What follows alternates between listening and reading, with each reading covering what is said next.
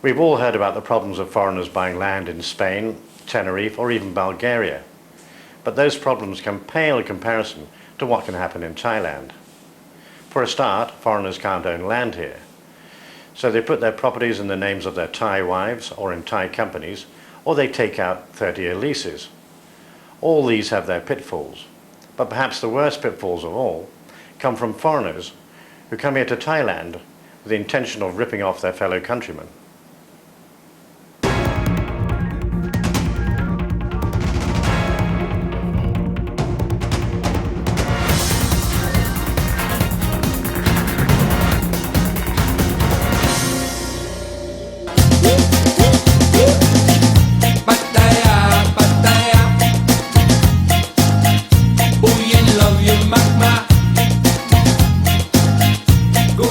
Pattaya, Thailand, a booming beach resort attracting visitors from all over the world. The city has a reputation for its raunchy nightlife. It seems everyone here is relentlessly chasing the tourist dollar well into the night. Even the children. Thousands of foreigners want to buy into this so-called paradise. To cope with property demand, every tiny patch of land is being bought up to build houses and apartments. And many people are being tricked into buying property which simply doesn't exist. So much so that one development company's advertising campaign is based on the fact that they actually do build the houses they promise to. In a back office, a group of foreigners discuss the new dreams in the sun they can sell to visitors and retirees. The grey-haired man in the brown shirt is Neil Koloff. Before arriving in Thailand, he served jail time in Copenhagen for pimping, offences of violence and handling stolen goods. But in Thailand he's a new man. He's living the Pattaya dream. He has become the chief of the Pattaya Foreign Police Volunteers, president of the Rotary Club, Knight of Rizal, publisher and TV personality. Pattaya People Television, today reporting to you from the Tepasit area. We're here, a new property development company has started. And I'm here with the owner of Harlequin Property, Mr. Dave Ames. And Dave, would you like to introduce your company to 100,000 Pattayans? Certainly do. David Ames was in town from the UK to promote, amongst others, this project called Lake Villas to property clients in the UK. Harlequin Properties, a British company, as you can hear by the voice. We're a developer worldwide. We develop in the Caribbean. We're building in all 7 hotels in the Caribbean, which basically mainly 5-star. And what we do, we give people from the UK, rather than just buying a straight home, but it's mainly an investment as well. So what we do, we give the customer the confidence in knowing they have a UK company who have sourced the land, sourced the investment in the development of what we're building, and it's safe in the knowledge that they'll get a good return on their investment. And what they basically are looking for when they buy abroad is for something that's actually going to give them a capital return on their investment and a rental return on their investment. Several years on, investors in Lake Villas are lucky to get £160 a month for renting out a villa here, and only £80 for an apartment. In fact, the developers have taken the money for the build and are also renting the properties and keeping the cash for themselves.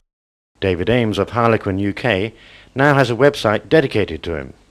It's called Harley.com. Ames, a former bankrupted double glazing salesman from Essex, has taken at least £180 million in deposits to build 6,000 homes in the Caribbean. So far he has built just 192, and buyers want their money back.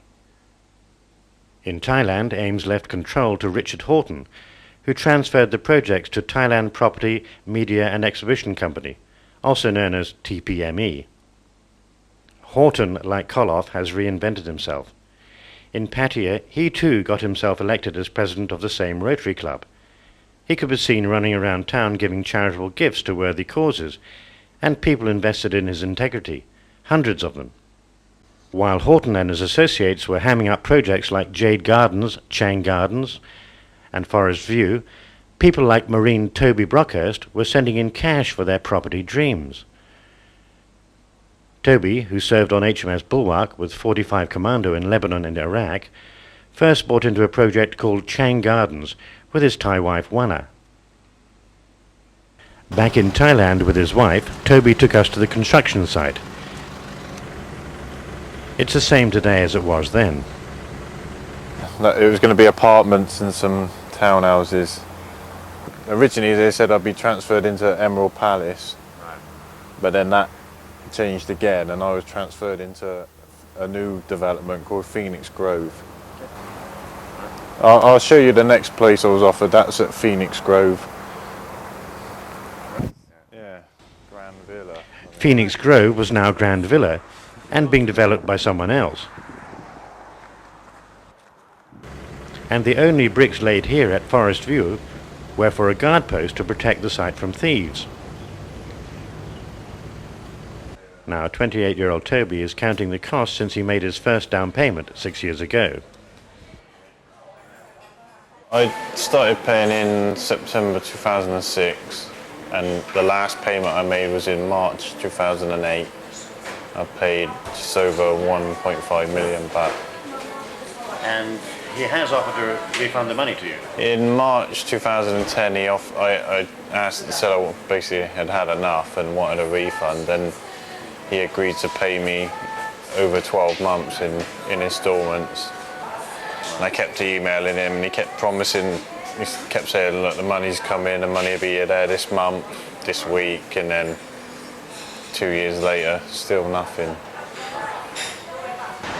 Richard Horton and his associates run Ponzi scams. As each project fails, and some seem predetermined to do so, the buyers are moved on to the next. But many want their money back, and they don't get it. The records of the TPME show that some £7 million is owed to creditors on projects in Pattaya alone. That's 350 million Thai baht. In reality, TPME have probably taken twice that. While the show goes on in Pattaya, local police show reluctance to investigate crimes by foreigners against foreigners. And even these foreign tourist police can do little more than give directions. David Kerai and Rakesh Haji have just arrived from Cardiff, having spent £61,000 or 3 million baht for a condominium in a block called Emerald Palace. It's finally been completed 3 years late and was one of the original ones promoted by Horton and David Ames through Pattaya People Television. But at Emerald Palace, the manager tells them that their contract is not legal and Richard Horton has not allocated them an apartment. So Richard's given them a document that's not legal? Not legal. Only one is not legal. And he's also not told the company that he's taken this money, huh? I don't have details. Right, but the company has no record of these people paying. But David and Rakesh have documents proving they paid cash for their condo, paid for legal fees of the transfer, and even maintenance costs. Well, basically, we took our contract in, showed the manager, what's rightfully ours, unit number 709, and basically he just said, it's not a legal document because it needs more than 2 signatures or more than 1 signature, and currently we only got 1 signature from Richard Horton, basically. The manager said, we'll go to the police, and that's pretty much it. It's been, 5 years now, and he hasn't had anything. He's got all the money, but no unit in return. David and Rakesh are not alone. All the other buyers in Emerald Palace arrived to find out that their property deeds had been hawked by Horton to the Kasikorn Bank. They've been trying to get the Thai authorities to help them, but so far nobody seems to care. One of the buyers, John Barber from Northern Ireland, formerly a financial advisor, arrived to find his £61,000 apartment occupied by a Thai woman. We went up to show some friends the actual condo, Saifon's friends, and we went up, and first of all we couldn't get in the door, and we said to the lady down below, our key's not working, oh try this pass key. So we went in and there's furniture there, and I thought, wow, Richard has actually put furniture in. Hurrah! He's done something. And then the girl said down at reception, "This is not your condo." And I said, "It is our condo. This is my wife's condo." And said, "No, it doesn't belong to your wife. It belongs to the vice president of the Castlecorn Bank." And I said, "What? You kidding me?" John Barber's worries have affected his health.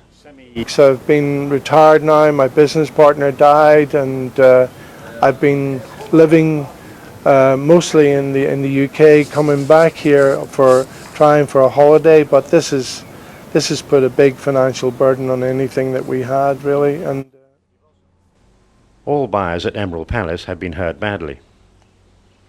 Borrowed money off the bank with our deeds. Well, it's cost me everything, all my life savings, and you know, when my wife died, I had a bit of insurance money there to invest for my kids for when they get older. Now I've got grandchildren now. I was on the phone to my kids yesterday. I cannot tell them what problems I've got here. Been treated terrible, yeah, and there should be a law against this. It's my retirement money, yeah. It's a way of extorting money, using apartments which are there, and he has a title deed. My name is not on it, so they can't go to the land registry office and register my apartment within my name. 3 former employees of TPME have come forward to give information about the company's operations. But although they say they'll get evidence in court, they're reluctant to go on camera first for fear of retaliation. One, however, made this statement. While I was at TPME, we were taking millions of baht on projects which were not built. I did not realise what was going on until I left, but people were already complaining. Richard Horton either lied or kept staff in the dark.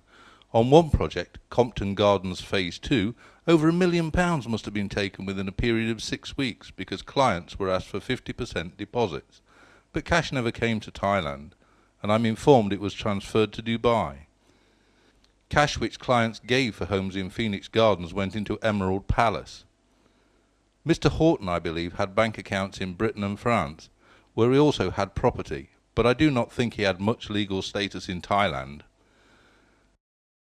So what about those promises made by David Ames, Richard Horton and Niels Koloff? By investing money with us, they know that over a 2-year period they're going to get a return in their investment automatically. And because there's a company... so there's no risk for them at all? No, basically there isn't. The fact is that people who put money into TPME or Harlequin have not only suffered, many have been ruined. The only people who have gained are Horton, Ames and Koloff and Horton's henchmen, Paul Salisbury and Nicholas Pearce, who've allegedly taken control of his companies. Niels Koloff works in conjunction with another patio newspaper editor and rip-off man, American Drew Noyes, who's been charged with extortion in another case. For his help, Koloff has been awarded 3 properties in Lake Villas.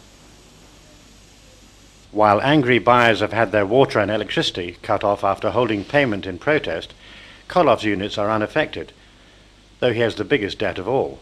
Nor does he mind when the pool turns green. He lives off-site.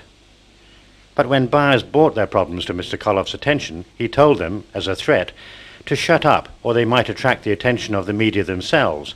His media, presumably. Well, our questions to these people have gone unanswered, and of course they've got a right of reply. But perhaps the biggest question should be, how do these people become presidents of Rotary clubs?